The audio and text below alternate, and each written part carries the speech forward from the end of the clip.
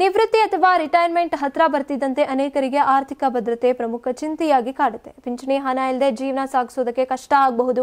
ಮಾರುಕಟ್ಟೆಯ ಏರಿಳಿತಗಳು ಮತ್ತೆ ದಿನನಿತ್ಯದ ಖರ್ಚುಗಳು ಈ ಆತಂಕವನ್ನ ಇನ್ನಷ್ಟು ಹೆಚ್ಚಿಸುತ್ತವೆ.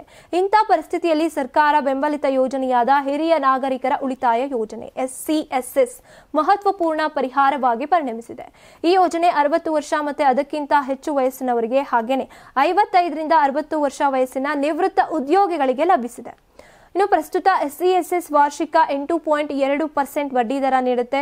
ಉದಾಹರಣೆಗೆ 30 ಲಕ್ಷ ಹೂಡಿಕೆ ಮಾಡಿದ್ರೆ ವರ್ಷಕ್ಕೆ 2.46 ಲಕ್ಷ ಬಡ್ಡಿ ಸಿಗುತ್ತೆ.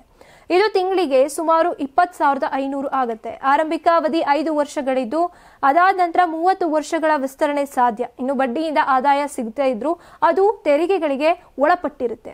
SCSS ಯೋಜನೆ ಸರಳ ಪ್ರಕ್ರಿಯೆಯೊಂದಿಗೆ ಯಾವುದೇ ಅಂಚೆ ಕಚೇರಿ ಅಥವಾ ಅಧಿಕೃತ ಬ್ಯಾಂಕ್ನಲ್ಲಿ ಆರಂಭಿಸಬಹುದು.